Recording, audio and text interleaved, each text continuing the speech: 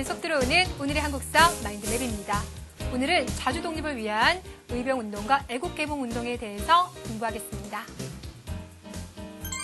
우리 제자들은요, 을미의병, 을사의병, 정미의병이 일어난 원인과 이때 활약한 주요 의병장에 대해서 이해하시면 됩니다. 두 번째, 애국개몽운동이 어떤 형태로 나타나는지 그 다양한 모습을 파악하시길 바라겠습니다. 안녕하세요. 반갑습니다. 이금수입니다. 여러분들, 우리 오늘 공부하면요, 이제 대단원 하나가 또 마무리가 되죠. 그렇죠? 그런데 우리가 이전에 공부하던 그 방식에 따른다면 마지막 부분에는 항상 문화를 설명했었어요. 그렇죠? 고려의 문화, 조선 전기 문화, 조선 후기 문화라고 공부했는데, 근데 오늘은 문화 부분 공부 안 하죠. 그렇죠? 오늘은 대신에 자주 독립을 위해서 어떤 움직임을 펼쳤는지 부분을 공부하겠습니다. 자, 이것은 이제 무슨 이야기냐면, 우리가 앞서서 여러 가지 상황들을 공부해 보니 을미사변이다, 을사조약이다, 여러 가지 사건을 겹치면서 우리가 자주 독립권을 이제 상실하고 있다는 거 확인하셨었죠. 그렇죠?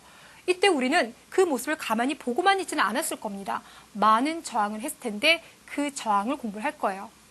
그러니까 쉽게 말하면 오늘은 여러분들이 많은 애국자들에 대해서 공부를 하시게 될 겁니다. 그런데 제가 지난번에 마지막에 잠깐 설명을 드렸는데요. 오늘 여러분이 공부하시게 될 애국자들이 너무 많아요. 16분 정도가 됩니다. 여러분들이 다 기억하시기에 한 번은 쉽지는 않겠습니다만 그래도 우리 제자들이 복습을 잘해줄 거라고 믿고요. 오늘 이야기 시작해 볼 겁니다. 자, 일단 여러분들 칠판 이동해서요. 이야기 한번 시작해 보도록 하겠습니다.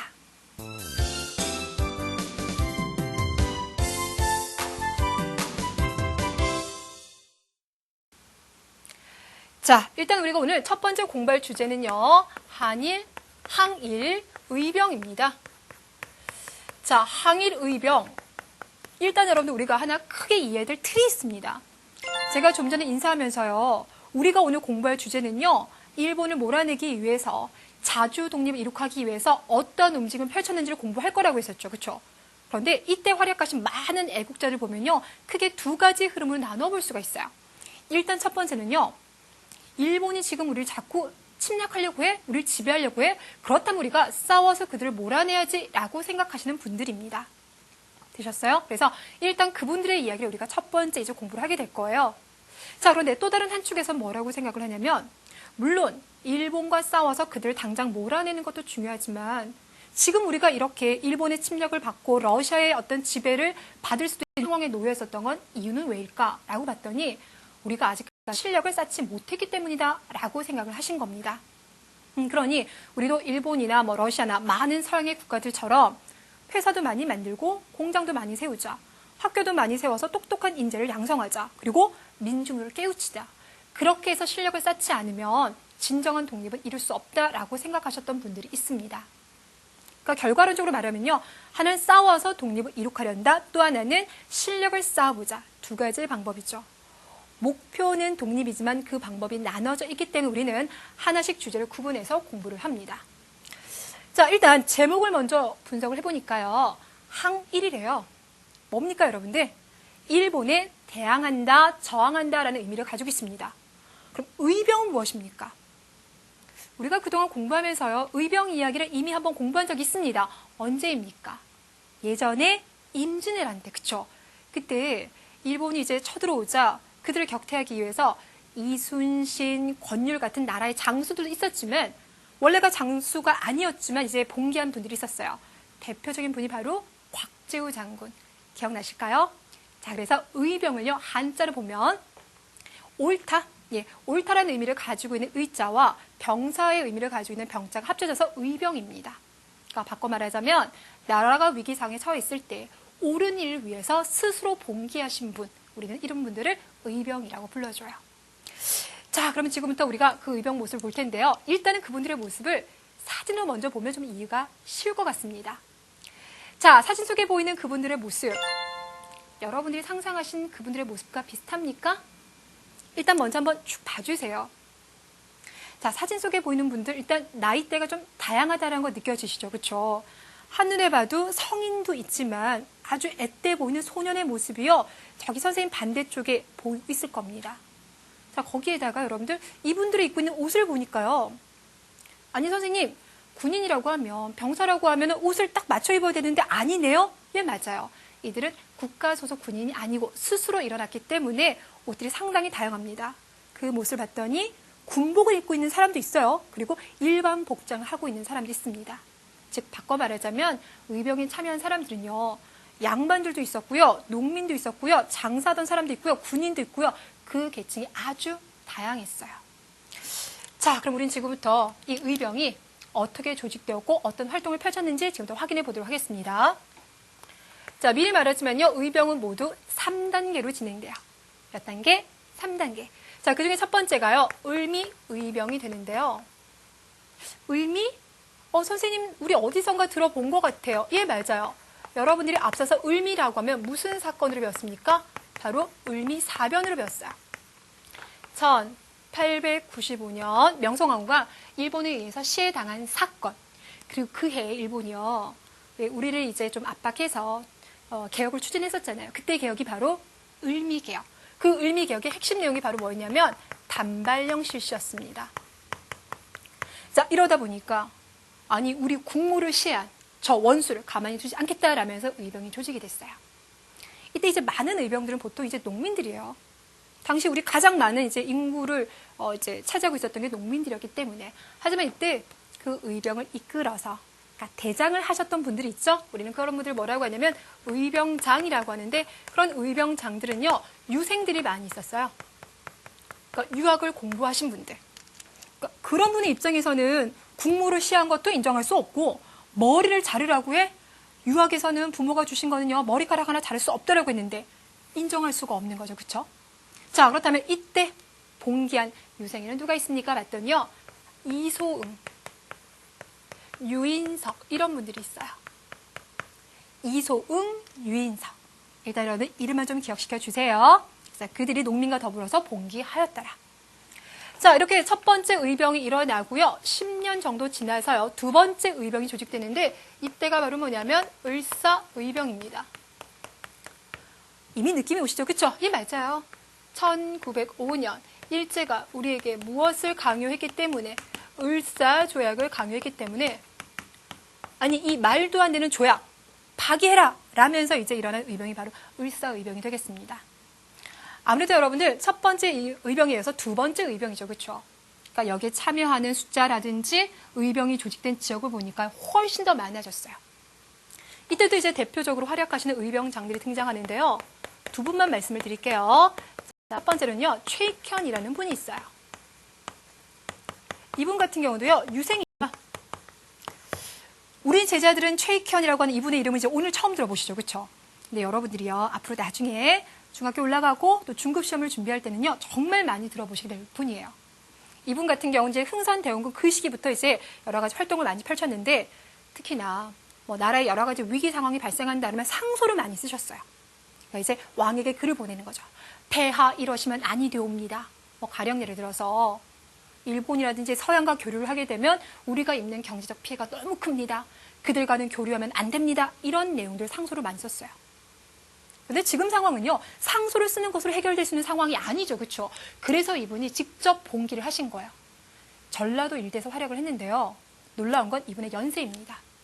70대 중반이에요. 74세라고 하는. 정말요? 예, 맞습니다. 74세에 바로 의병을 조직해서 활동을 했어요. 나중에 이제 일본에 잡혀서 저기 부산에서 여러분 이렇게 건너가면요 쓰시마 섬이라는 섬이 있어요. 그곳으로 이제 유배를 당하게 되고 그곳에 돌아가시는 분, 이분이 바로 최익현 선생이에요. 자, 근데 여러분들 이 을사의병 시에 되면요 유생에서도 의병장이 많이 등장하지만 평민에서도 등장을 해요. 그만큼 이제 뭔가 평민들의 활동도 훨씬 더 왕성해졌다고 얘기할 수 있겠죠. 이때 최초로 등장한 평민 의병장이 바로 누구냐면 신돌석입니다. 신돌석. 이름에서 일단 조금 느낌은 오시죠. 그쵸? 이분 같은 경우는요. 저기 경상북도, 강원도 이 일대에서 많이 활약을 했어요.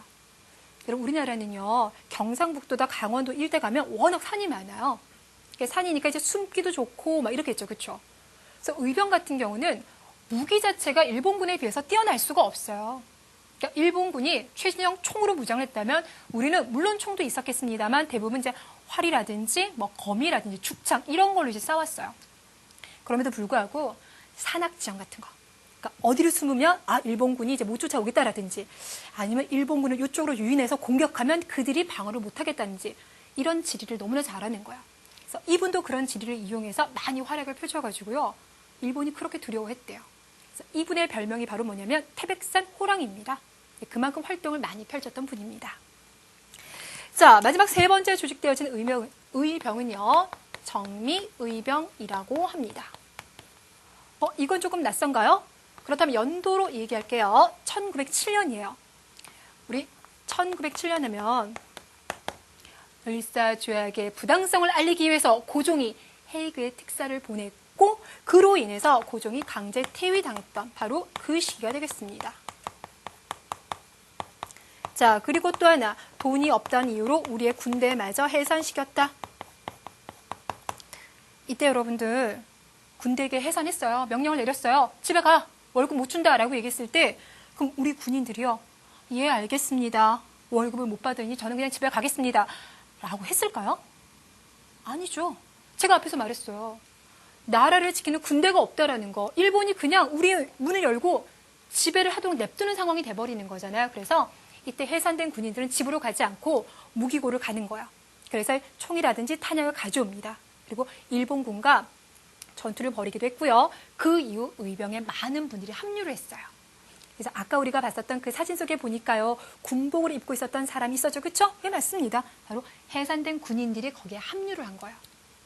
저는 그 사진을 볼 때마다 대단히 개인적으로 마음이 좀 많이 아팠어요. 왜냐면 그 사진을 찍었던 사람이 이제 영국 기자예요. 영국 기자가 이제 취재 나왔다가 의병들을 만나게 됐는데 물어봤습니다. 당신들은 이 전쟁에서 일본을 이길 수 있을 거라고 생각합니까? 라고 했는데 그들은 쉽지 않을 거라고 생각합니다. 라고 대답을 해요. 그러면 죽을 줄 알면서도 왜 싸웁니까? 라고 했더니 뭐라고 했냐면 일본의 노예가 되느니 끝까지 맞서 싸우겠습니다. 라는 이야기를 했대요. 그리고는 아주 강렬한 눈빛을 뿜으면서 사진을 찍고 이제 헤어졌다라고 해요. 그래서 그거 볼 때마다 그 나이 어린 소년의 모습도 막 생각나고 그래요. 자, 이 정미의병 같은 경우는 이제 규모가 더 커져서요. 군인까지 들어오고 막 총도 들어왔으니까 거의 전쟁 수준이 되었겠죠. 그렇죠? 그래서 의병장들도 더 많이 이제 등장하게 되는데 그때 여러분들이 기억하시면 좋은 의병장이 있는데 이분은 미리 하나 힌트를 드리자면 머슴 출신이에요. 머슴 출신.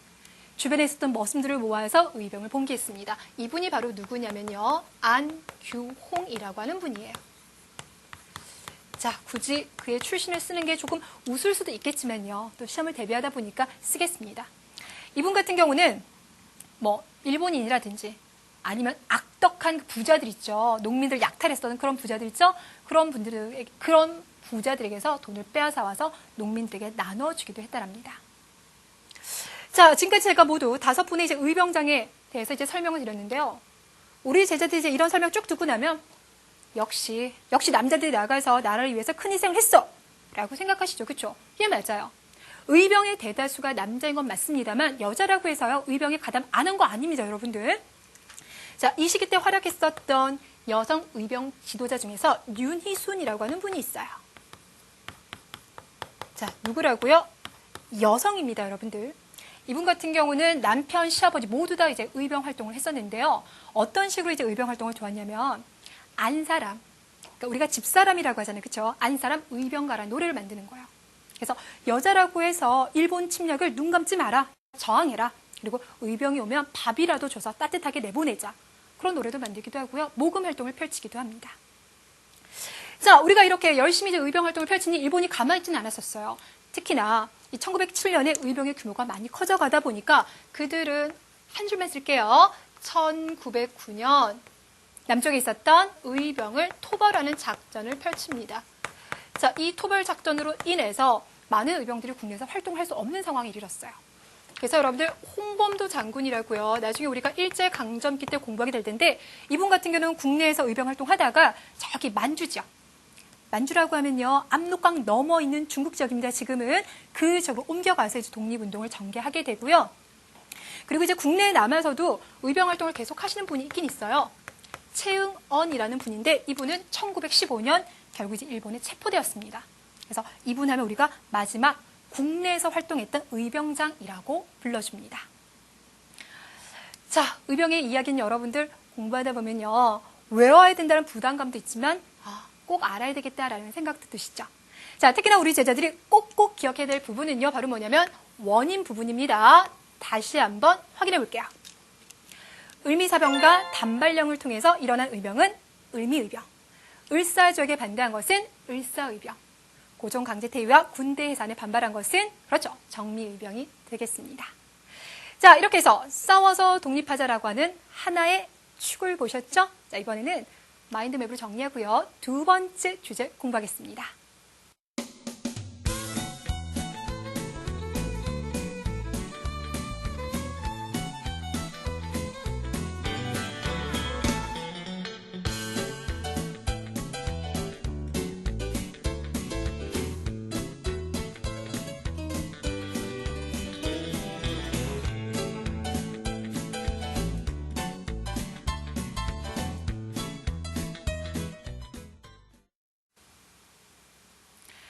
자, 두 번째 우리가 공부할 자주 독립운동은 바로 애국개몽운동이 되겠습니다. 자, 애국개몽운동. 일단 제목이 조금 기네요. 제목부터 확인을 해보면 애국, 나라를 사랑한다라는 의미가 되겠죠. 그렇죠? 개몽. 개몽이라고 하는 것은 그동안 알지 못했던 것 또는 잘못 알고 있었던 걸 깨우치는 것. 이것을 바로 개몽이라고 불러줍니다. 자, 바꿔 말하자면 우리가 그동안 이제 너무 약했었다. 힘이 약했으니 지금부터 교육이라든지 산업을 발전시켜서 우리 강한 나라, 부유한 나라 만들어보자 라고 하는 운동, 이것이 바로 애국개몽운동이에요. 이런 운동을 펼쳤던 분들은요, 주로 이제 지식인들이 많이 이제 펼쳤었는데요. 지금부터 분야별로 정리를 할게요. 모두 6개의 분야를 제가 설명을 드리겠습니다. 일단 여러분들 우리 아는 것이 힘이다 라는 이야기 많이 들어보셨죠? 그렇죠? 예. 그러니까 이 힘이라고 하는 건 지식을 얼마나 많이 가지고 있느냐. 그래서 얼마나 많은 인재를 보유하고 있느냐, 여기에서도 결정이 됩니다. 그래서 이 당시 많은 학교들이 세워졌어요. 질문할게요. 우리나라에 세워졌던 학교 중에서요, 서당 같은 옛날 스타일 학교 말고요, 신식학교. 그 최초의 신식학교가 뭐였었나요? 바로 원산학사였어요. 원산 지역에 세워진 학교라고 해서 이제 원산학사라고 불러주는데 그 학교는 나라에서 세운 학교는 아니라고 했었죠. 그렇죠? 지역 주민들이 이제 스스로 만든 학교입니다. 그 이후에 이제 나라에서도 학교를 많이 만들고요. 선교사들도 만들어주고요. 또 우리 민족 지도자들, 이런 분들도 학교를 많이 만들었어요. 그래서 얼마나 학교가 많이 만들어졌는지 1910년 이전만 하더라도요. 수천 개의 학교가 이미 설립이 됐다라고 합니다. 근데 그거를 다 공부할 수는 없겠죠. 우리는 그 중에서요. 정말 인기 많았었던 사람들 사이에 그 학교라고 얘기되었던 학교를 두 학교 제가 얘기를 드릴 텐데요. 일단 대성학교라고 있어요. 자, 평양 지역에 있었던 학교이고요. 그리고 또 한 학교가 오산학교입니다. 이 대성학교와 오산학교는 지금의 북한 평안도 지역에 설립돼 있었는데 이 대성학교를 세우신 분이 누구냐면 안창호 선생이고요. 그리고 오산학교를 세우신 분이 이승훈 선생이에요. 여기서 잠깐, 우리 예전에요, 이승훈이라고 하는 이 이름을 들어본 적이 있죠, 그렇죠? 언제요? 우리 조선 후기 때요. 천주교 들어왔습니다. 이때 최초로 세례받은 분이라면서 이름을 알려드렸는데 그분이 바로 이제 이승훈이었어요. 근데 그분과 이분은요, 달라요. 예, 그분은 이미 돌아가셨고요. 다른 분입니다. 사업가요. 사업해서 번 돈을 가지고 학교를 세워서 인재를 이제 양성을 했습니다. 자, 또 한쪽에서는요, 신문을 많이 발행을 했어요. 이 당시는요, 정말 다양한 종류의 신문이 나왔습니다. 여러분, 신문은 읽으시죠, 그렇죠? 어린 신문 같은 거 많이 있잖아요. 거기 보면 요즘 어떤 일이 벌어지고 있는지도 알 수 있고, 또 우리가 이렇게 생각했으면 좋겠습니다, 이렇게 생활했으면 좋겠습니다라고 하는 많은 또 의견도 나와요. 그래서 신문을 읽으면 사람들이 많은 걸 이제 깨우치게 되는데요. 이때 발행됐던 신문 중에서 우리는 2개의 신문에 주목을 합니다. 일단 한국인 양기탁 선생과 영국 사람 메데리 공동 발행한 신문이 있어요. 이 신문의 이름이 바로 뭐냐면 대한매일신보. 대한매일신보. 어디서 본 것 같죠? 언제 보셨습니까? 지난번 사진특강. 예, 맞아요. 영국인이 신문 발행에 참여했었기 때문에 일본이 함부로 이런 기사 싫지마라고 할 수가 없는 상황이에요. 그래서 의병활동 같은 경우는요, 다른 신문들은 함부로 실을 수 없는 상황이었어요. 일본의 감시 때문에. 하지만 대한매일신보는 그런 걸 싣습니다. 그 당시에 정말 많이 팔려나갔었대요. 자, 뿐만 아니라 우리 지난 시간에 이야기하기로 하면서 잠깐 남겨뒀던 신문이 있었습니다. 바로 장지연 선생이 글을 썼었던 무슨 신문? 황성신문. 혹시 우리 제자들 장지연 선생이 황성신문에 어떤 내용의 기사를 실었는지 그 제목은 기억하고 있을까요? 바로 시리아 방성대국입니다. 자, 시리아 방성대국이 어떤 내용인지 우리 이동해서 살짝 읽어보도록 하겠습니다. 오, 슬프도다. 개 되지만도 못한 우리 정부의 대신들이 자기 혼자 잘 살고 부귀를 누리는데 눈이 어두워 위협을 이기지 못하고 나라를 팔아먹은 도적이 되었으니 라고 나왔습니다. 자, 첫 부분부터 상당히 좀 강렬하죠. 그렇죠? 우리 정부의 대신들이 자기의 부귀 영화를 위해서요. 나라를 팔아먹었대요. 여기서 말하는 정부의 대신은 누구를 말합니까? 그렇죠. 을사오적을 말합니다. 그들이 나라를 팔았다라고 얘기하는 것은 결국 을사조약 체결을 지금 이야기하고 있습니다. 자, 이로 인해서 4000년 강토와 500년의 사직. 우리가 이제 조선왕조 500년이라고 보통 이야기 많이 하죠. 그렇죠? 그 조선의 역사를 다른 나라에 갖다 바치고 있구나. 2천만의 백성을 다른 나라의 노예로 만들었으니 원통하고 원통하다 동포여 동포여 라는 내용이 들어가 있습니다. 자, 글만 읽어도요. 얼마나 장지연 선생이 분노하고 있는지 충분히 공감이 되시죠. 그렇죠? 자, 장지연 선생의 시리아 방성대국은요. 시험에 잘 나와요. 아까 읽었었던 그 문장을 머릿속에 잘 기억해 두시길 바라겠습니다. 자, 뿐만 아니라 여러분들 우리의 어떤 민족성, 우리의 문화 이런 걸 지키기 위해서는요. 아무래도 우리의 말, 우리 역사를 잘 지켜야 되겠죠. 자, 그래서 이번에는 국어와 국사 연구 부분을 볼게요. 여러분 우리가 지금 쓰고 있는 이 말 뭐라고 불러줍니까? 한글이라고 불러주죠. 그렇죠? 근데 이 한글의 원래 이름이 뭐였어요? 훈민정음. 백성을 가르치는 바른 언어라는 말로 이제 훈민정음이었는데 그 당시 이제 조선의 양반들은 언문이라고 해서 낮춰 부르기도 했었었죠. 그렇죠? 하지만 한글이라고 해서요. 이 한글은요. 세상에 하나 있는 아주 큰 글이라는 의미를 가지고 있습니다. 이렇게 좋은 의미의 이제 이름을 붙여준 한글이라는 이름을 붙여준 분이 바로 누구냐면 주시경 선생이에요. 이 주시경 선생 같은 경우는요. 유난히 정말이지 한글을 많이 사랑을 했어요. 그래서 멋있는 이름도 붙여줬지만 우리 한글의 여러 가지 문법 같은 것도 정리를 했습니다. 그래서 이 주시경 선생 같은 경우는 이분의 활약상도 대단하지만 이분의 제자들도 많이 활약을 해요. 그래서 나중에 우리가 일본의 지배를 받는 식민 지배를 35년 받거든요. 예, 그 기간에 그의 이제 제자들을 비롯한 많은 한글을 사랑하는 사람들이 조선의 학회라고 하는 조직을 만들어서 한글 연구를 계속 이어갑니다. 자, 우리 역사 연구요. 여러분 지금 상황 보니까요. 되게 우울하죠. 그렇죠? 맞아요. 일본은 계속 우리의 권리를 빼앗아가고 사람들 잡아가고 이런 우울한 상황 되면 사람들이 어떤 생각을 하냐면 우리는 원래 이렇게 힘이 없었던 민족인가? 우리는 왜 이러지? 라고 사람이 그렇게 우울한 감정에 빠져들 수 있어요. 자, 그런데 박은식, 신채호 이런 분들은 역사 연구를 통해서 아니야 우리 그런 민족 아니야 라는 걸 이제 증명을 합니다. 드러내줘요. 박은식 선생 같은 경우는요. 민족의 혼을 대단히 강조합니다. 그리고 이제 신채호 선생 같은 경우는요. 을지문덕이라든지 이순신 이름만 들어봐도요. 뭔가 힘이 나지 않아요? 예. 그래서 우리가 또 아주 번성했었던 고구려 역사 이렇게 뛰어난 영웅이라든지 우리가 넓은 영토를 차지하고 있었던 이런 역사에 대해서 많이 정리를 했어요.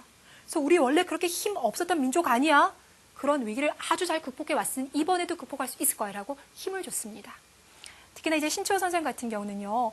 고대사 연구를 많이 했어요. 그래서 조선상고사 이름이 조금 어렵죠. 조선상고사라고 하는 고대사 연구를 수록한 책을 이제 정리하기도 합니다. 자, 말과 글을 통해서 이제 우리 민족에게 힘이 됐다라면 또 이번에는 많은 지식인들이 우리 가만히 있을 수 없다. 조직을 만들자. 혼자 활동을 하는 것보다는 조직을 통해서 활동하는 게 좋겠죠. 그래서 많은 조직을 결성을 해요. 그래서 이 당시에 만들어진 조직들을 보면요. 회자로 끝나는 조직이 대단히 많이 있어요. 그리고 그 시작은요. 우리 예전에 공부했었는데 바로 독립협회. 이게 맞아요.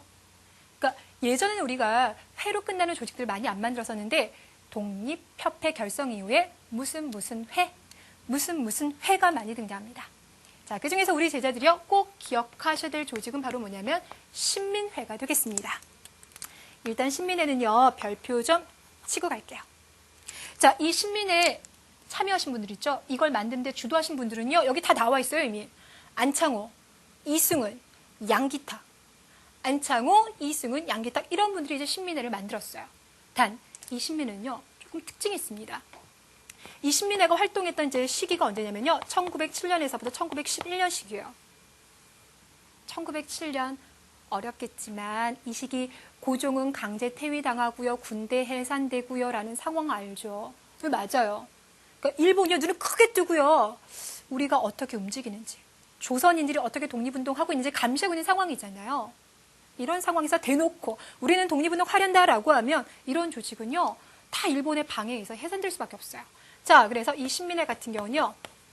그 회원들을요. 서로 알 수 없게 만들어놨어요. 그래서 우리는 이걸 바로 뭐냐? 비밀 결사 단체라고 불러줍니다. 되셨어요? 자, 그러면서 이들은 아까 봤다시피 학교도 세우고요. 신문도 발행을 해요. 그리고 각종 회사도 세우면서 나라를 부강하게 하기 위해서 많은 노력을 펼칩니다.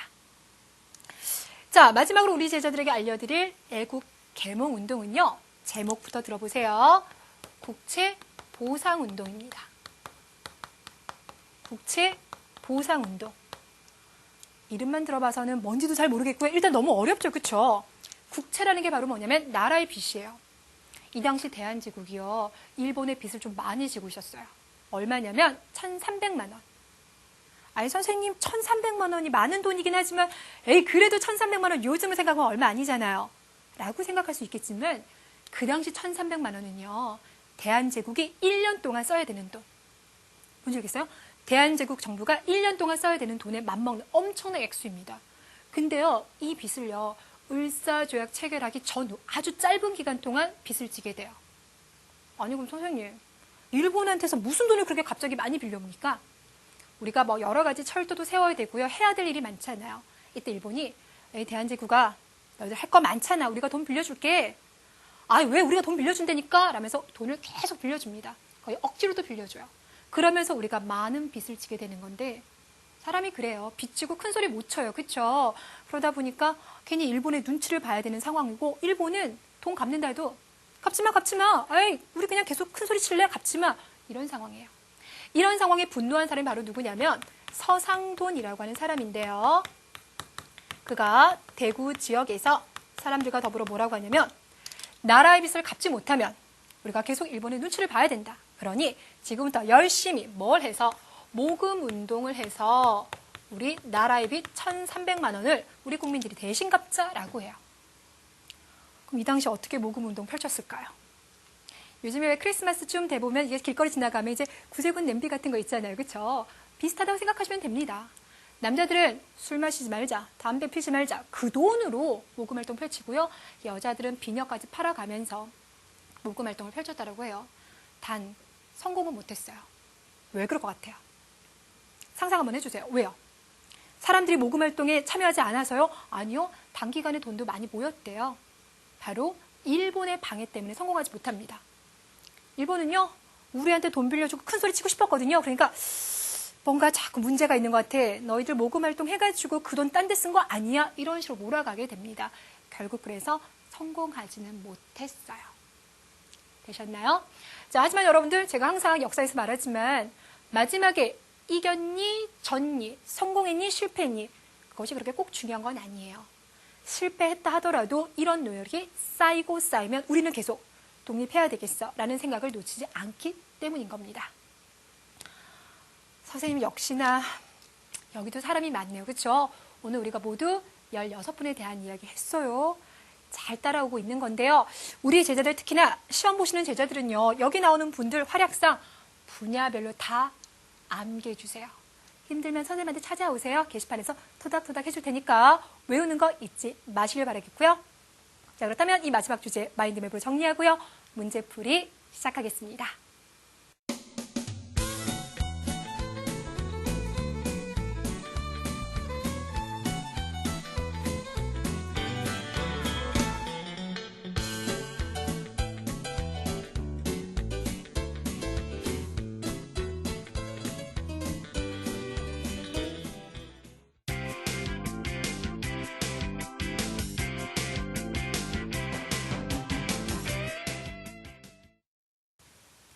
관련 있는 것을 바르게 연결하시오. 자, 이럴 때는요. 오른쪽에 나와 있는 것부터 먼저 보세요. 근대식 학교를 세워서 인재를 육성하였습니다. 라고 말했습니다.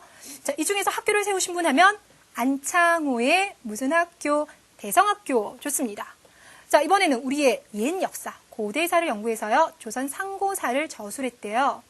자, 일단 조선 상고사를 외우기 조금 힘든 제자들은요. 고대 역사라는 부분에 신경 써주세요. 박은식, 신채호. 그 중에서 신채호 선생이 되겠죠? 자, 달을 봤더니요. 나라의 빚을 갚자. 그래서 모금 활동을 전개했습니다. 조금 전에 공부했습니다. 서상돈. 마지막 라. 평민 출신의 의병장인데요. 을사조약 체계를 반대했습니다. 태백산 호랑이라고 하는 별명을 가지고 있었던 이분은 바로 누가 되겠습니까? 바로 신돌석이 되겠습니다. 자, 이름들 기억하신 거죠? 그쵸? 혹시라도 지금 못 풀었다고 좌절하지 마세요. 지금부터 5개의 문제를 풀면서 다시 한번 여러분들에게 기억시켜 드릴게요.